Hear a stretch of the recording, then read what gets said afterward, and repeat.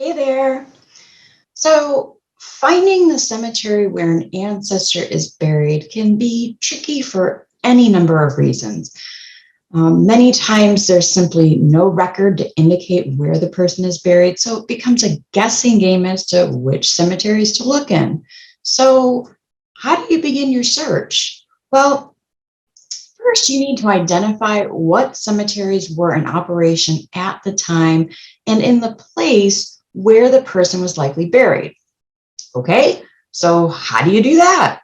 Well, in this video, I'll share 3 simple strategies you can use to track down that cemetery and hopefully find your ancestor's final resting place. Hey there, I'm Julie Cahill-Tarr with Genealogy in Action, and I simplify advanced genealogy research concepts so you can chase down your elusive ancestors quickly and confidently. So if you're a dedicated genealogist looking to uplevel your research skills, you're in the right place. So in this video, I'm going to show you 3 ways you can locate cemeteries so you can explore them and see if your ancestor is buried there. And if you stick around until the end, I'll have a bonus 2-for-1 strategy for you because, hey, I like to over-deliver.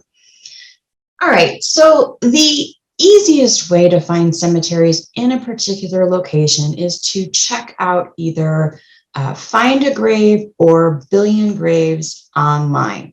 Now, each of these websites has an extensive database of cemeteries, including those that are all but forgotten.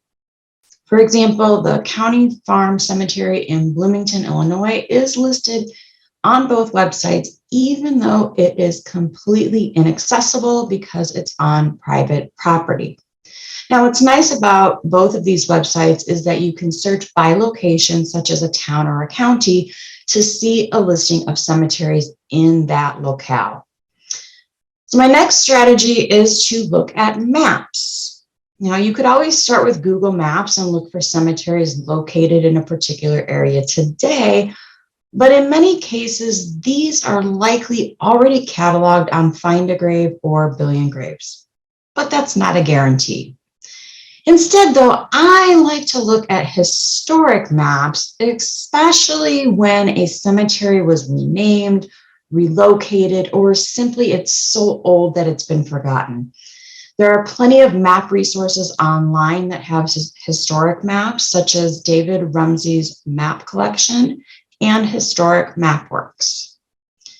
Now, one often overlooked strategy that is sometimes the simplest of all is to contact the local genealogical or historical society.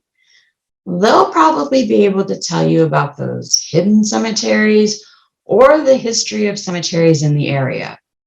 They may even have read like all the cemeteries either by gravestones or by cemetery records, and therefore they may have books, indexes, or databases of burials that they can take a peek in for you. Now, for private or defunct cemeteries, the society may have sexton records or even family papers among their collections that list burial information. Now, in some cases, the society may have a contact for a private cemetery that you can reach out to for more information or even permission to visit. Now, when dealing with societies, please remember to be kind and thank whoever assists you. And a small donation to the society never hurts. So those were 3 great strategies, but since I like to over-deliver, I've got a bonus strategy for you. Well, it's kind of a 2-for-1.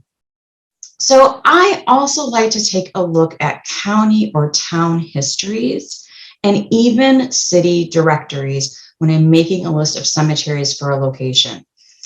County and town histories often include details about local cemeteries, and this is great for the earliest of cemeteries in the area. The history might note the first burial, the specific location of the cemetery, any name changes, any ethnic or religious affiliations, and more. You may find information on small churchyards and family cemeteries in these town or county histories. Now, many of these town and county histories can be found digitized online for free at digital book sites such as Google Books, Internet Archive, and Hattie Trust. Now, city directories might also list cemeteries. These listings might be found in the general information section, which is usually at the beginning of the directory, or sometimes they're among the business listings. Now, some directories, bonus, might also have a map that depicts cemeteries, among other things such as schools, churches, and other things. Now, city directories can also be found digitized online at the digital book sites I just mentioned, as well as other places, including Ancestry and MyHeritage, which both have pretty good collections. So there you have it. Several strategies you can use to locate which cemeteries might be your ancestors' final resting place.